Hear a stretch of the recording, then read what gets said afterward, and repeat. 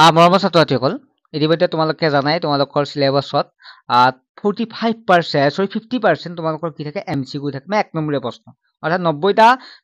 বিজ্ঞানৰ প্ৰশ্নৰ ভিতৰত কাৰণ 10 নম্বৰ ইন্টাৰনেল এছাইনমেন্ট থাকে 90টাৰ ভিতৰত 45টা মানে আধাই কি থাকে তোমালোকৰ 1 নম্বৰীয়া কুৱেশ্যন থাকে। গতিকে মই তোমালোকৰ বাবে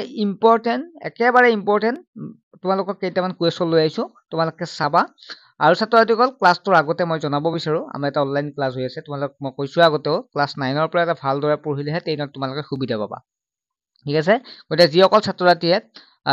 টিউচনৰ অসুবিধা বা পেমেন্টটো বহুত দিব লাগে তেনেকুৱা ছাত্ৰ-ছাত্ৰীটো একেবাৰে টেনচনে নাই এতিয়া তোমালোকে পঢ়িব পাৰিবা মাত্ৰ 99 টকাত। কিমান কৈছো বহুতে হাঁহে 99 টকাত ক্লাছ কৰে নেকি হয় আমি পঢ়াও এছআই এডুকেশ্যনে পঢ়াই আছে আগৰ পৰাই পঢ়াই আছে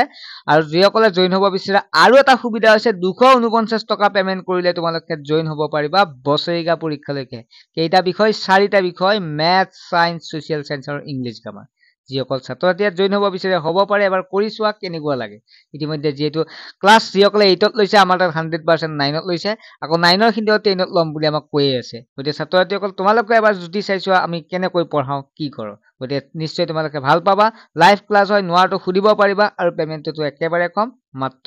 99 টকা এতিয়া আমি আহিছো প্ৰশ্নলৈকে চেপ্টাৰ কিমান আছে 7 জীৱৰ বিচিত্ৰতা যেটো ক্লাছ 9ৰ বিজ্ঞানৰ চেপ্টাৰ জীৱ জগতৰ পঞ্চৰাজ্য পদ্ধতি কোনে প্ৰৱৰ্তন কৰিছে ৰবাৰ্ট হোৱাইটেকাৰে কৰিছে শ্ৰেণী বিভাজন ক্ষুদ্ৰতম এককটো হ'ল প্ৰজাতি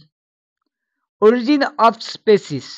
গ্ৰন্থখনৰ ৰচক কোন হৈছে চাৰ্লছ ডাৰউইন বহুত ইম্পৰ্টেন্ট আহিয়ে থাকে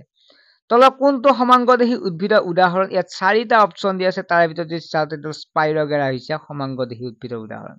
তলত কোনটো বিশেষ ধৰণৰ ভেঁকুৰ আৰু বিশেষ ধৰণৰ খেলাই সঞ্জীৱিতা ইয়াত এনসাৰ আছে 1 নম্বৰ অপচন আছে আদ্যপানী লাইকেন সমাংগদেহী উদ্ভিদ যদি চাওঁ তেতিয়াহ'লে এনসাৰ হ'ব লাইকেন ভেঁকুৰ জাতীয় জীৱৰ উদাহৰণ দিয়া ইয়াৰে এনসাৰ যদি চাওঁ ইষ্ট হ'ব ভেঁকুৰ জাতীয় জীৱৰ উদাহৰণ একবীজপত্ৰী বুলিলে কি বুজা যিবিলাক উদ্ভিদৰ বীজপত্ৰৰ সংখ্যা এখন সেইবিলাক উদ্ভিদক একবীজপত্ৰী উদ্ভিদ বুলি কোৱা হয় দ্বিবীজপত্ৰী উদ্ভিদ বুলিলে কি বুজা যিবিলাক উদ্ভিদৰ বীজপত্ৰৰ সংখ্যা দুখন সেইবিলাক উদ্ভিদক দ্বিবীজপত্ৰী উদ্ভিদ বুলি কোৱা হয় দ্বিবীজপত্ৰী উদ্ভিদৰ উদাহৰণ আমাক কেতিয়াবা আহে গতিকে মিঠা আলু হৈছে দ্বিবীজপত্ৰী উদাহৰণ কোন গোষ্ঠীৰ প্ৰাণী আটাইতকৈ সংখ্যাত বেছি হ'ব পাৰে সেইটো হৈছে সন্ধিপ্ৰদী প্ৰাণী হৰিয়ালৰ হৃদপিণ্ড কেইটা কোঠালীযুক্ত 4খন কোঠালীযুক্ত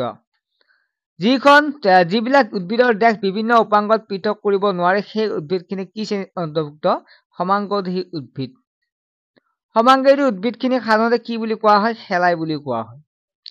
উভচৰ প্ৰাণী উদাহৰণ কেতিয়াবা আহে অপচন দি দিয়ে কোনটো উভচৰ প্ৰাণী ভেকুলী চুক ভেকুলী সালমান্দাৰ আদি পক্ষী প্ৰাণী উদাহৰণ কি আছে কাউৰী হৰচিৰিকা পাৰ চৰাই বগা ষ্টক ইত্যাদি